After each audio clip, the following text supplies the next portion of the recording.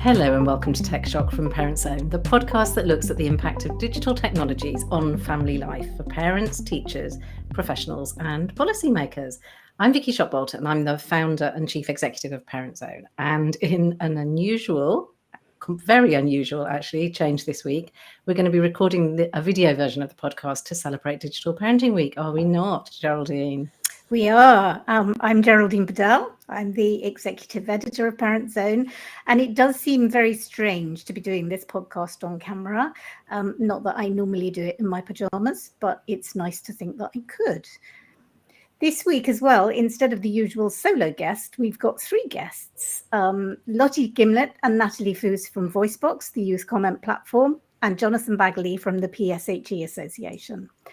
VoiceBox has just produced a report on young people's views of digital well-being. And Lottie, I wondered if you could kick us off by outlining some of the key findings. Yeah, hi there. Thanks so much for inviting us to join today. So firstly, just to explain to everyone maybe a bit more about VoiceBox. So we are an international youth-led organisation, and everything we do is led by young people for young people. So we provide authentic insight into the views of young people by creating a space where they're free to say whatever they think without judgment, consequences, or any adult mediation. So for this specific report, we surveyed and interviewed young people aged between 16 and 23 years old, just to find out how our generation viewed digital wellbeing and how parents should support it. Our findings were that digital wellbeing comes from extracting the most value you can from the online world, whilst avoiding and discarding the aspects of technology that puts your mental and physical health at risk. And our report explored themes, lots of different themes, and this was around screen time, digital access, the positive and negative impacts that tech can have on someone's well-being, looking at concerns and advice for other young people, and finally, the impact of COVID on digital wellbeing. And I mean, Natalie will go into some points in a second, but it's more for us. It was more kind of about not avoiding all harms, but instead creating balance. And it's impossible to eliminate all risk. And our message to parents is that whilst it may be daunting to expose your child to some level of risk online, it's crucial to balance that with the risk of being kind of insulated from the social, educational, and personal benefits of the online world. Natalie, do you want to pick up on that for us and talk a little bit about what those impacts, positive and negative, were that you found? Yeah, of course. So some of the negative impacts of the online world that digital well-being are, getting too addicted and spending too much time on your devices, negative comments online, harmful content, and of course, comparing yourself to unrealistic beauty standards that you might see online. But there are ways to counteract that. Some things that positively impact your digital well-being is taking breaks, using educational tools online, having positive conversations online with your friends and family, and using the online world to enrich your interests and knowledge. I'm always really reassured when I hear the work that you guys are doing, because it does quite often echo some of the messages that we give to parents. And I think there's always this assumption that teenagers are going to say something that's wildly different, or that somehow we're miles apart in our views. But actually, we have these conversations with you guys, and it makes me feel as though the gap isn't that great at all. And I have a feeling that Jono may have a similar feeling when we have these conversations. But there's something that I do wonder whether we agree on, and that's that there's an awful lot of talk about well-being, and the responsibility is frequently put on you as an individual, us as individuals, as opposed to putting it on the platforms or the technology that people are using. And I just wonder, is it really our responsibility to keep ourselves well in the digital world? Is it realistic, or is it almost an impossible task? What do you think, Jono? I mean, I think obviously it's not an either or. It has to be a both and. Of course, there are things that we can all do to try to mitigate some of the harmful effects of digital environment. But at the same time, it's got to be seen, I suppose, in ecological terms, in terms of the structures that are around children and young people and around all of us. And I suppose just picking up on your point about it being reassuring to hear the work of VoiceBox, it really is. But it also reminds me of the importance of not othering young people. A lot of the things that they're raising about managing the potentially addictive nature of online technology, of kind of information overload, are all things that I'm trying to manage in my day-to-day life, as well as think about for my own children. And whilst for me it might be trying to manage 17 different parents' WhatsApp groups that circulate around my child's school, that you're engaging, there are analogous dynamics to the ways that we're all trying to engage with this world. I think you're absolutely right, though. There's been this process of responsibilization, of putting the responsibility for managing the potential harms. And we're not just talking about digital here. I think this applies in mental health and emotional well-being more widely on the individual, rather than looking at the structural. And I think there's possibly even an issue with well-being as a sort of guiding light and guiding principle, because fundamentally, you could design a world in which everyone felt, well, it's probably questionable, but you could design a world in which everyone felt emotionally well. And maybe that's what Facebook are trying to do with the metaverse, and we'll sort of, emerge into this and everyone will feel just fine. But what about politics? What about power? What about rights? What about equality? What about justice? These are issues which well-being is affected by. That unquestionably inequality causes great suffering and affects well-being. But the concept of well-being doesn't capture these much more fundamental issues. And I think when we look to the ways that tech services are designed, some of the things that Natalie was talking about, content where you're comparing yourself to others. Well, look at simple things like Instagram changing their algorithm to, so that it's about engagement and popularity rather than things being listed in chronological order. It doesn't take an AI expert to know that is going to lead to people feeling anxious about a lack of engagement and then comparing themselves to people who are more popular. And that's a design decision. The technology is not neutral. And we're asking young people and everybody to take responsibility for their own anxieties, which are being caused by intentional design decisions taken by global companies. Yeah, I think that's absolutely right. I wondered, Natalie or Lottie, if you wanted to come in on that, because it seems to me that it is, John is absolutely right, that it isn't just digital. And there are people who would argue that quite a lot of the anxiety that young people is centered around school and the exam system. I think with our research, people, a lot of young people spoke about kind of, wanting to have some screen time and being kind of aware of their screen time. But then they also spoke about, and kind of joked about it too, but like how much time, how addictive all these platforms were, and actually is easier said than done. And, it's for that reason, I don't think the responsibility should fall on completely with the individual.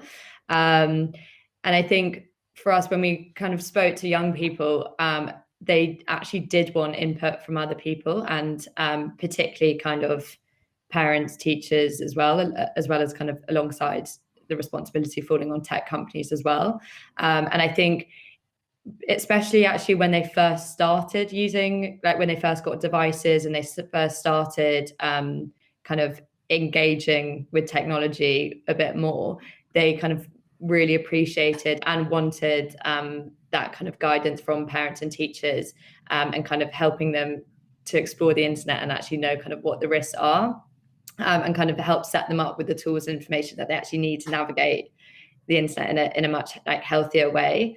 I mean, it's interesting, isn't it? Because I think adults, teachers, parents are struggling with the issues that Jono just talked about, design decisions that actually make it really difficult to provide that guidance and that support. And I wonder if there's a certain amount of young people kind of hoping and expecting parents and teachers to be able to provide adequate support. But in reality, it's quite hard for us to do that. I think we sometimes feel very ill-equipped, and I just wonder how helpful in practice, when you actually experience it. And I'm thinking about you, Natalie, and your experience of PSHE in the States and sex education in the States.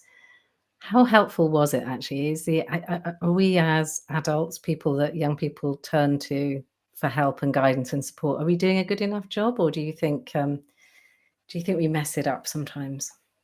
Well, obviously, based on some interesting experiences I've had in the past with things like sex education in my very rural school, it wasn't always the best. But I think that wasn't the best because it was a bit of a fear-mongering session rather than a sex education session. And so the biggest takeaway from any of these conversations is that they need to be open and honest about what the real risks are and how to engage in the online world instead of just, don't go online, don't talk to any strangers online. Once you start doing that, you're going to start, young people are going to shut down to that because they know it's not all evil. They know that the internet can be used also in useful ways. So I think if you have a balanced conversation and keep the conversation open and make the young people feel comfortable to come to you when they have a question about the internet without, feeling like they're going to be chastised for talking to a stranger or something like that, it's going to be a much more effective way to have the conversation. And I think all conversations around difficult topics with young people should be had like that. Jono, when we last talked to you, we talked about everyone's invited and the issue of the links between pornography and sexual harassment in schools. And since then, the issue of violence against women and girls has hardly been out of the news. And the links continue to be made with online. Do you think that young people understand those links, and what do you think we could be doing that we're not doing to if the links are really there? Several big questions in there. I mean, I think in terms of whether the links are there, I think certainly in terms of the prevalence and nature of commercial online pornography and links to attitudes about women and girls, attitudes about sex relationships, and these being distorting young people and adults' impressions of what good sex and good relationships look like. I think there's really strong evidence to show that those links are very present. In terms of whether young people understand the links, in some senses it is important they understand the links, but more importantly is helping them understand and live the principles of what healthy relationships, positive relationships actually are, as a counterbalance to the sort of negative messages and narratives coming out of pornography and other types of media. So whilst it's important that we understand the sort of potential harms and of online pornography, it's in many ways more important to help them understand the things that pornography isn't showing about sex and relationships, and the things that are much more rooted in things that will ultimately be more satisfying over time. Things like intimacy, true connection, deep relationship. And I don't say that in the sense of kind of long-term relationship. This isn't talking about that. This is saying that, sex, as it is depicted in porn, is generally objectifying, is generally about male arousal, is generally about orgasm and sort of quick release, rather than some sort of connection between two human beings, which can be over a single evening or can be over the life of a marriage. So it's important that young people are provided with an education that helps them understand that, and then in that context not just understand that there might be links between online pornography and negative relationships, but truly understand why the messages that are given in online pornography and the way that the pornography industry nudges our sexuality away from the kind of sexuality that is truly fulfilling, so that they can truly understand how that operates. I think it was interesting to see in your report, VoiceBox team, that those concerns about pornography, concerns about inappropriate content did come through. I mean, this isn't an issue that young people aren't talking about, is my sense. It's an issue that young people are talking about. So I wonder whether there's already a knowledge and understanding, if you like, amongst young people that it is about relationships and that this easy consumption of porn is perhaps not healthy. Was that your sense, or am I extrapolating more than I should extrapolate? No, I think that's true. That's definitely the case, and I think, like you said, pornography and kind of explicit sexual content was probably one of the main concerns that was coming through our report from young people, and I think lots of them were kind of concerned about kind of this harmful. They saw this content as harmful. And the fact that it was having a negative impact, like, on their well-being and kind of how they perceived themselves, and also how it affected their relationships. And I think they were concerned both about kind of stumbling across certain content, but also interactions with both strangers and their peers. Like, even when we kind of asked them if they were a parent, what would be their main concern for their child, and they were saying, again, around sexual content, and being kind of pressured into sending explicit content, and especially if they were underage as well. So this is obviously a major concern for young people right now. And also, a lot of them were using terms like catfishing, which is a term to describe someone who's using a false identity on the internet to deceive or manipulate someone else. So even the fact that they were kind of just throwing words out like that, just, quite regularly, I think it's just such a kind of common thing for young people at the moment, and just something that they're aware of, and are keen to avoid. Yes, that's really interesting, and I'm put in mind of your previous report on OnlyFans, where there were some arguments from young people that self-generated pornography is sex positive, and it seems to me that sex positive sounds great, and it is great, but if it's positivity about the kind of sexual presentation that Jono's talking about, it's perhaps not so great. Where do you think young people stand on that? Because there is a big sex positive movement, isn't there? Yeah, I think that they understand, the idea of sex positivity means different things to different people.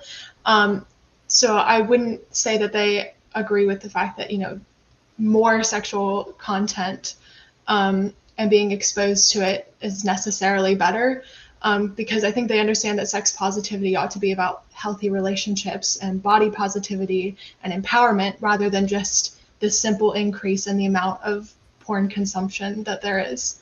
I'm wondering, I know you're a bit of a data fiend, Jono. Is there much data, solid data, on the effects of pornography on young people?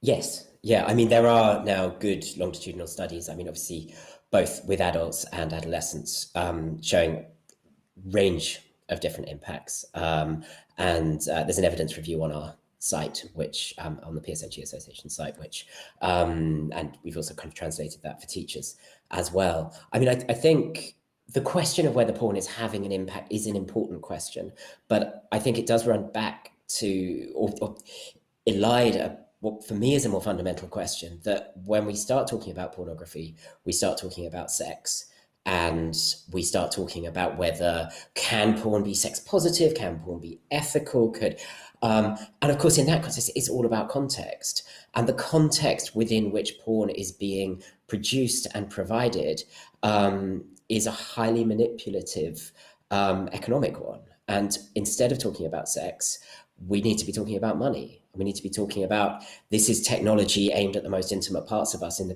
pursuit of profit. I'm, kind of agnostic about whether there can be ethical porn, whether it might be empowering to share sexual images of yourself in relationships, whether that might be a positive part of relationships, because in some senses, those are questions which we need to come to once we've really got to grips with the issue of the way in which the porn industry uses massive amounts of user data to nudge people in directions, and nudge people's sexuality in directions that they might not have otherwise have gone in. And I guess that takes me back to the point I was making earlier, which is that how realistic is it for people young or not, to carry responsibility for their digital well-being if the digital environment, particularly those sorts of environments, are so toxic. It just feels like an incredibly unequal task. Yes. That's really like a pithy answer on our podcast. Absolutely, yes. Now, do we think that the fact that there's so much money behind pornography is linked to the fact that it's been virtually impossible to do anything about it? I mean, you know, here we've got this egregious harm, which you have all this data to prove exists. We hear anecdotal evidence from VoiceBox, among others, all the time that young people are unhappy with pornography, actually, but we don't seem to be able to stop them either coming across it or being kind of having it foisted upon them. I mean, it's a failure of politics. I mean, we're not trying hard enough, you know, and admittedly, tech regulation is really complicated, but we are starting to get to grips with the possibility that we might be able to do some things that aren't simply kind of blunt instruments and, you know, nuanced ways to regulate technology. But the same lens isn't being trained on pornography, despite the fact that during the pandemic, Pornhub had a bigger viewership than the BBC. You know, and you have, you know, in certain sectors of society, questions being raised about the BBC. Well, why aren't the same people, or, you know, similar people, raising issues about Pornhub and all of the other sites, you know, bearing in mind that there are things that can be done. You know, age verification sort of fell down for reasons of you know, of trust and misunderstanding about what its intentions were. But fundamentally, no one was suggesting that age verification is the solution, but it's about incremental change to make it that bit harder and to push pornography effectively sort of back to the top shelf, which was a physical boundary indicating this material is not suitable for your age group. Did that mean that young people didn't look at porn before? Of course it didn't. Although, yeah, you know, those magazines weren't then able to change the images in them to nudge people's sexuality in the direction of, you know, types of sex and sort of attitudes towards sex, which are, it's not simply about not being in line with some sort of set norm. It's that, you know, one of the biggest search terms and, you know, categories is incest, and another is teen. And are we expected to believe that somehow, just by some sort of process of, you know, evolutionary development, that incest has become one of, you know, our most kind of desired forms of sex and sexuality? It seems unlikely. I didn't actually know that about Pornhub having more viewers than the BBC. Natalie and Lottie, do you get a sense of what conversations parents should be having with young people about pornography? I know, Natalie, you had quite a sort of strict, certainly strict from your school kind of sex education. Are there things that you pick up from your work that show what sort of things young people want to hear from adults, either from their teachers through PSHE or from their parents? I would say the main thing is the truth. I feel like so many sex education courses sort of, I mean, like mine, it was like, if you have sex before you're married, your husband is going to be able to tell, and then he might not love you anymore. So that was obviously not great to hear as like an 11-year-old. So I think just the truth about what healthy relationships look like and how to navigate those relationships, and, you know, things about consent was a big one that I think a lot of young people don't receive education for, especially in the States, until they reach university, because it's not part of the sex education in a lot of high schools, and that's a big part of sex. And honest conversations about, you know, contraception and, you know, the risks of STDs, but not in a fear-mongering way, in a very direct, honest way. It feels to me, and I this is where I do find myself getting a little bit depressed talking to young people, because sex education wasn't very good when I was at school, which was a considerably longer time ago than when either Natalie or Lottie were at school. It was always a bit rubbish then. It was the geography teacher doing a dubious job of trying to explain the basics, usually in the school hall. And I kind of hope that it's moved on a lot since then, because it really needs to. But has it, Jono? Are we actually getting PSHE right yet? I mean, in terms of, do we have the tools? Do we have the technologies? Absolutely. Are they evenly distributed? No. There is some fabulous sex education going on in this country and internationally. There's some fabulous research into how to do it well. And hopefully the statutory changes for making relationship, sex and health education compulsory in all schools will start to make that difference, because schools now have to pay attention. But in terms of how to do it well, there remains a gap between what we know, what resources are available, and how that's being delivered in the classroom, but it is getting better. And I do hope that, the generation who come up next will have better stories to tell, and the generation after that will have even better stories to tell, until it's just normalized throughout society. Because it is so fundamental to addressing so many of the issues we've been talking about today. And I suppose I just wanted to focus on one aspect we haven't really talked about, but is sort of central to all of this. And this is, what are we actually trying to do through PSHE and relationships and sex education? And for me, it's about enable young people to have agency, to be autonomous. It's not about telling them what the right choices are. None of this is about saying you shouldn't watch porn, you shouldn't do this. It's about saying, this is what we know. These are some of the ways that people might try to influence you and undermine your autonomy.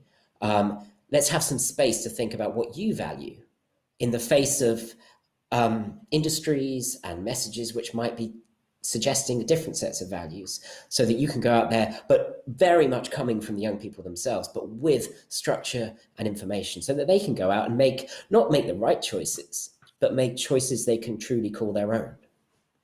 How does it feel, I wonder, to be promoting PSHE in the face of technology? Do you think the internet has made your job as a proponent of good sex and relationships education harder? It's an impossible question. Has the internet made your job harder? I think about, Yes.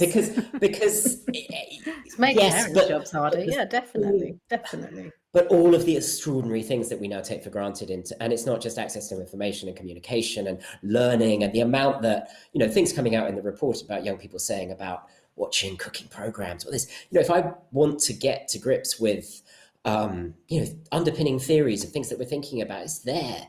If I want to reach out to our members and talk to them about what's going on, I can now even more effectively do that online. So of course it's made it more challenging, but it's also made it more exciting as well, because PSHE is all about responding to the complexities of a challenging world, and we live in definitely a complex and an ever increasingly challenging world, and that's what we get up for, and that's kind of the point.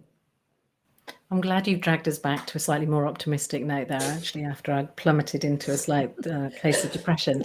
And actually, I want to maintain that thread. One of the things I really liked about the report that you guys have done is that it presents this incredibly balanced, sensible picture of young people. And actually, young people weighing up the risks in a really thoughtful way. And somebody that works at PZ said, is that really what they said, or have they just cherry-picked the nice bits to make them sound like that? Because everything we hear about young people is that they're crazy risk takers that are out there doing wild and wonderful things. And on one level, you kind of celebrate that, because by the time you're 30, you're kind of past, you don't have the energy anymore to do it. But what are young people really that balanced? Are they actually weighing up the risks and being as thoughtful about them, more thoughtful about them, actually, I felt in that report, than we are sometimes? Yeah, absolutely. Those quotes were not cherry-picked at all. Those were direct quotes, because young people aren't naive. They know that there's a lot of online risks that can have a negative impact on their well-being. And while, they might get frustrated with their parents while they're having these conversations or while they're having their phone taken, I mean, that's going to happen. When they're having these conversations with us, they're able to sort of take a step back and look back on when they were, 11 and just getting their first phone and realize, hey, it's probably good that I didn't just have complete free reign of all social media then, because now they see the risks of it. And I think many of them mentioned that they themselves find themselves like getting slightly addicted to their phones and procrastinating their schoolwork. So they do realize the importance of, having some screen time limits and putting the phone down. And it's completely understandable that parents worry about, their children being online and what they are being exposed to. But to that, we sort of say, I wouldn't say that there's much more reason to worry about their online harms than their offline harms. And, young people sort of know, don't get in the car with a stranger who offers you candy and those sorts of things. So they're very aware of the risks in the offline world. So, it's not crazy that they're aware and, try to navigate the risks to, keep their well-being up on the online world. One of the things that came out of your report was that young people often think their parents spend too long on the phone or on their devices, and that is when young people are questioned, that comes up again and again and again. So do you think there's anything that parents can learn from young people when they're thinking about these issues? I think the whole year for a lot of children of having school online has really taught them, the balance of needing to put the phone away. And some people that we spoke to even would, hide their phone under the pillow or hide it in a different room to try to, distract themselves. And I think we all need to take a break from the devices. Doesn't matter your age. So I definitely think that there is something valuable that can be, taught to parents as well. They can take some things from this report as well of how to manage their screen time. I definitely need to take some things from this report on how to manage screen time. And I always get into trouble for sleeping with my phone under my pillow because I'm not doing it to distract myself from my phone. I'm doing it so that it's there in case I need to grab it in the middle of the night. But I'm interested to know how we take some of those progressive PSHE learning methods that we are understanding better all the time to parents. There's a lot of emphasis in the UK about media literacy at the moment, and I'm really curious to know how we're going to actually deliver that for adults, because I don't see any infrastructure at all that's enabling us. And I wonder whether that's partly why I read a report like the one that VoiceBox have produced and think that's very thoughtful, it's very well informed, it's really balancing the risks, it's presenting a very accurate position of the risks. Probably because young people are in that world a lot and have had education about it. Whereas you talk to parents and typically they're in a state of kind of fear or denial. So I just, is there a way, do you think there's stuff we could learn from PSHE education that we could apply to adults? I mean, there's certainly things that we can learn from PSHE education and kind of what we're learning all the time about the issues that we're tackling and then bringing that into the classroom. And so thinking about how we could take those similar messages to parents. But I think, as you say, I mean, infrastructure is a problem. The old question of, how do you reach parents being so kind of diffuse and disparate, but also there aren't obvious kind of public health mechanisms, if you like, to kind of get that information, and not just information, maybe like direct training. I mean, was it Finland, probably Finland, who sort of invested masses in population level media literacy training, looking at fake news and disinformation, and I think saw it as both a kind of national defense issue as much as anything else. So some of it's the framing of these things, of not being seen simply as sort of I don't know, wishy-washy, trying to make people a bit better at being responsible for themselves. But these are critical issues for if we live in an age of sort of utter information dominance and potential information warfare, then actually having an adult population who are critically literate, who are able to engage both positively and skeptically with the media that they're using is absolutely essential. But how would that happen? in current structures, which is really the question you asked. Back to you. Yeah, it's a very good point. And actually, I think the movement away from the humanities, the sort of downgrading of the humanities, probably isn't helping there. I mean, STEM subjects are great and we need lots of STEM, but we also need a bit of kind of critical thinking and interpretation and empathy and judgment. Yeah, which, you know, comes through, you know, from the beginning with play and creativity and all, you know, all of the joy that comes these things as well. And it's, you know, it's got to be a balance there. And we do need to see greater emphasis on the human aspects of human life, rather, you know, it's incredibly easy now to kind of quantify our behaviors at a population level because of the digitization of everything. And therefore we can kind of bean count and work out where we're at in terms of various aspects of society, and we can then measure our well-being in that way. But what about, you know, to coin a cliche, the bits that we can't measure?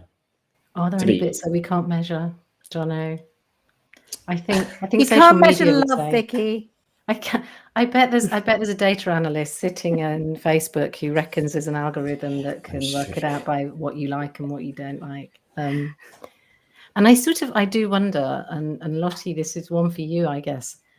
Do you think we've been too trusting? You know, I think about all the stuff that's been in the news about Instagram and Facebook really recently, and get a bit of a sense of, you know, we're seeing the tide turning, that we've allowed ourselves to trust what happens on social media to such an extent that actually now we're discovering that trust was misplaced, and it's no longer going to be the case that we unquestionably consume social media as though it was okay. Do you think we're moving to a more cynical place? I definitely think, we definitely are becoming more cynical about social media. And I think there's also so much more demand, even in terms of content, people wanting like unfiltered content, and they're wanting that kind of more real. And I'm kind of, you know, saying real in this way, in the fact that I think people are kind of becoming more aware of what they're seeing and challenging what they're seeing. And I think that's just kind of, I think, only going to keep increasing. And I think young people in particular are quite cynical of what they see on social media. I think that's interesting though, because I was having a conversation with you guys yesterday talking about mental health on social media and this phenomenon of particularly younger people, and I think particularly on a platform like TikTok you were describing, using the language of mental health in a way that is not actually representative of authentic mental health problems. And I'm paraphrasing a conversation very, very badly there. Could you just describe that phenomenon for us? Because I found it absolutely fascinating. Basically, more and more we're seeing this trend of young people sort of faking disorders and quite serious mental disorders. And I'm not quite sure why this trend is coming up, but it is definitely something that we're seeing. But I guess the good news of it is that there's a lot of other young people who are sort of voicing, hey, this is not okay. This is, you know, if you're faking this mental disorder online, this is damaging to, you know, the people who actually have this disorder and struggle with it on a daily basis. And I guess it sort of came from, you know, people who genuinely have this disorder making awareness accounts. And maybe people saw that was getting, you know, a lot of views and decided to take that and run with it, even if they didn't actually have the mental disorder. So I imagine that's where it comes from. But I think there's also luckily been sort of a pushback of it, of, you know, people saying in the comments, you know, we should stop this. This is actually a damaging thing. So, you know, it's not great that it is becoming a trend, but hopefully it will quickly die off.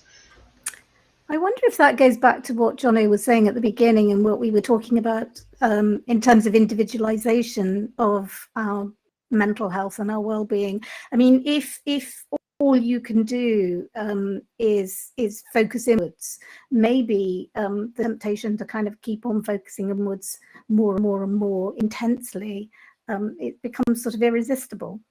Well, I suppose, I mean, the things that I was thinking about were twofold, very different thoughts. One was around, the notion of us being weird, Western, educated, individualistic, rich and democratic. And that some of the dynamics, some of the ways in which tech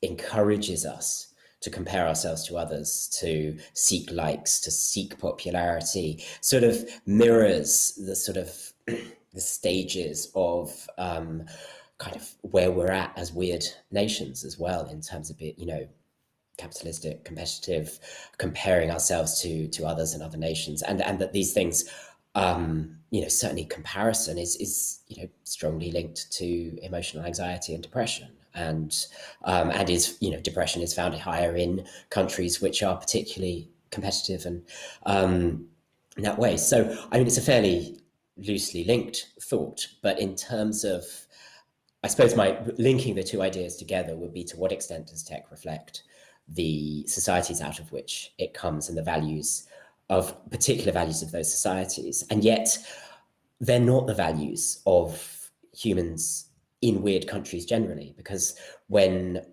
people are asked about what they actually value, generally they go to more intrinsic values, things which aren't about money or wealth or status or fame, and things which are about relationship and happiness, those.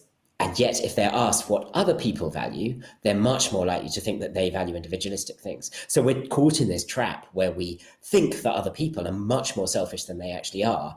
And then tech and other media are telling us that we should be more selfish than we actually are. So we're being pulled away from values which lots of research shows actually, holding closer to those sorts of intrinsic values. And it's not either or, you can still, strive for status and money and sorts of things, but as long, it's about the slice of the pie that those values take up. And, those, if more of your pie is taken up with the things that are more kind of intrinsically motivating, then coming back to well-being, there's really strong links with greater well-being. And of course, if you structured your entire society on those bases, then there's probably links with equality and justice and, positive politics as well. I'm not sure if that answers the question. It sort of does. It makes me think, how did we get so weird? Quite. Or were we always weird? Have we always been a bit weird? But we're just seeing more of the weirdness at scale and on the internet. But your point about intrinsic values, I think, links us nicely back to what we are talking about in Digital Parenting Week, really, and why we as an organisation focus so much on parenting. And it is because good enough at-home parenting, boring, old-fashioned, loving parenting is the thing that makes the biggest difference to a child's outcomes in the end. And good parenting is about instilling those intrinsic positive values and making people feel good about themselves. And and I think whatever the digital world throws at us to deal with, knowing that is kind of reassuring that that the human condition is quite robust, and we can probably navigate our way through all of this stuff. And that was definitely what came through for me in this report from VoiceBox, that actually we can manage the risks and people are being thoughtful about them from a young age. But I have a question for either Natalie or Lottie. How do you think this generation is going to parent? Do you think you're going to get it right? Do you think you're going to be much better equipped having grown up with the internet, or do you think you're going to have all the same struggles that Jono, I think, Jono, your kids are quite small still, aren't they? But all the same struggles that Jono is probably having as a parent. I mean, there'll probably be new struggles and things will evolve.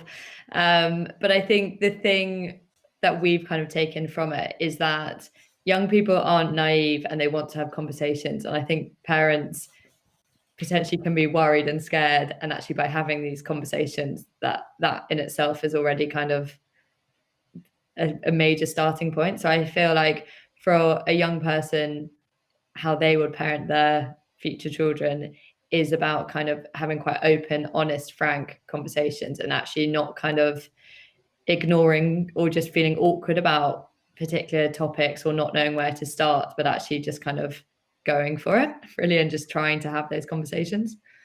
I think that's absolutely right. The fundamentals probably don't change from generation to generation. And I think Vicki summed it up beautifully, actually. And I do think that those intrinsic values are actually quite robust. I mean, given what we get thrown at us, some of us, obviously we are at breaking point, but those intrinsic values continue to be really important and really highly valued. So that's encouraging. And I think that did come through in the report too. Guys, thank you so much for joining us today. Do any of you have any final thoughts that you want to finish us off with? Jono, why don't I come to you first? So I suppose finally, I think it's critical that we continue to examine, interrogate, unpick the world that's around all of us, and work out the best ways to not only support children and young people to navigate it, but to help us work out what's going on, because it is fast-paced and challenging. One of the pieces of work that we've been doing is a new offshoot of the PSHE Association called Fully Human, and we've recently produced a report looking at some of the issues I've been talking about today into pornography, entitled Pornography and Human Futures. So for any parents who want to get a sort of deep dive into some of the issues, do take a look there at fullyhuman.org. Thanks, Jono. I've certainly already had a look at Fully Human, and it is really thought-provoking, I think, and helpful to have a slightly deeper dive than the conversations that I think parents. It's easy to access the stuff that the media says, and much less easy to get underneath some of these issues and these topics. But Natalie, do you have any final thoughts for us? Yes, I would say that it's very important to continue to listen to young people, especially around the topics that affect them. We often have these conversations that do affect young people, but young people usually aren't present in those conversations. So I think if you want the most honest feedback about what is important to young people and what they need, you need to ask them, which is kind of what we're all about, is actually having these open and honest conversations with young people in these sort of protected spaces. So, that is incredibly important to keep doing moving forward. And one of the things I love about what you guys do is that it's not a forced conversation. It's not in the context of a piece of research always. It's not an adult running a focus group or sending out a survey. You also listen to the conversations that happen organically just by virtue of the fact that young people are sending in content all the time about everything from, how being idle can be good for you, and, all sorts of different topics. And you pick up from those what the conversations are that are happening. Just because they're happening, you're listening into them, and it's fascinating. Lottie, you get to say some final words as well. Yeah, just to finish off is to encourage anyone to please read our report and actually listen to what young people have to say about digital wellbeing. And you can access this report on www.voicebox.site. Thank you all so much for being with us. Thank you to VoiceBox, and thank you to Jono.